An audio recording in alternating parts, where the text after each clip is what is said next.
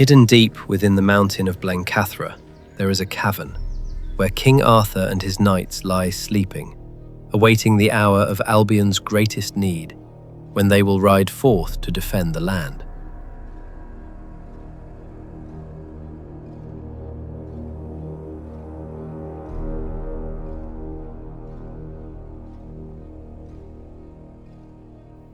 This legend of sleeping warriors awaiting the final battle is attached to other prominent hills around the country, such as Cadbury Castle and Alderley Edge. But Blencathra is surely one of the most dramatic sights. Situated on the northern edge of the Lake District, its saddleback profile lends it the appearance of a sacred twin-peaked mountain.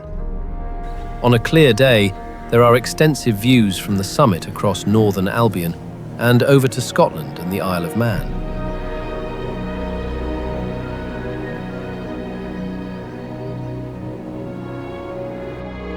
Blencathra and its neighbouring fells provide a dramatic backdrop to Castleriggstonecircle, which sits on a plateau to the southwest.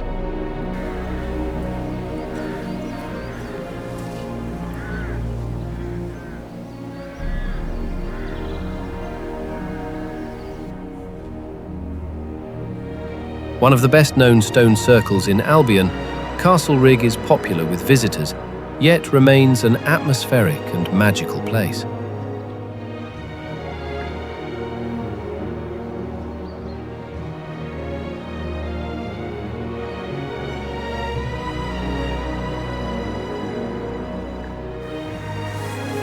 The circle of stones seems to echo the shape of the mountains that almost encircle the plateau, emphasizing there is little folklore about Castlerigg. Although early in the 20th century, two men encountered mysterious wit lights that moved rapidly from direction of the stones and flew over their heads. To the east of Blencathra, Southern Fell is the site of 18th century apparitions. On no less than 3 occasions, a phantom army was seen crossing the northern end of the fell, always on Midsummer's Eve, when witnesses described vast ranks of foot soldiers led by men on horseback. So convincing was this spectacle that after the 3rd sighting, people went up the fell to look for hoofprints on the ground, but not a trace was found.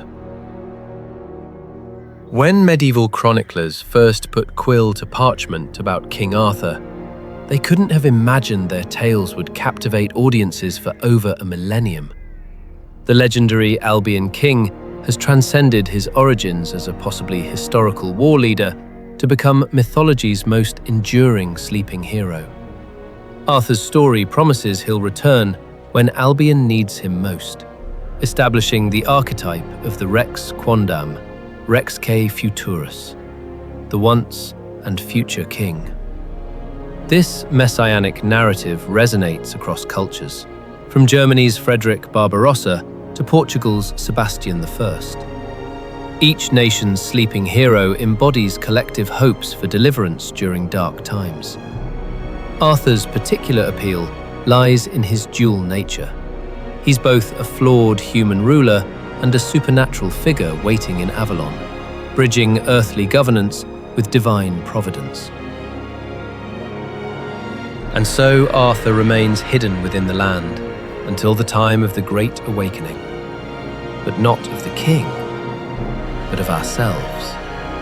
For we are the ones who are really asleep, and they cannot come alive again until we rouse ourselves from spiritual torpor, from the somnambulance of our squirrel cage lives, from the deadly sleep of our consumer-driven society. This is why, in the legends, a human being must blow the royal horn to awaken the sleepers, for only we can rouse them to wakefulness and action. They can't do it on their own. Until that time, they are like Christ unresurrected, Osiris unfound, and John Barleycorn in perpetual wintertime. Perhaps, lying in the quietness of the cave, they dream of each generation of human souls that tread down the centuries, searching among the downturned faces for the ones who will open their eyes, look up, and see the substance, not the shadow. Perhaps they silently plead with us, in Christopher Fry's poem, A Sleep of Prisoners. It takes 1,000 years to wake, but will you wake for pity's sake?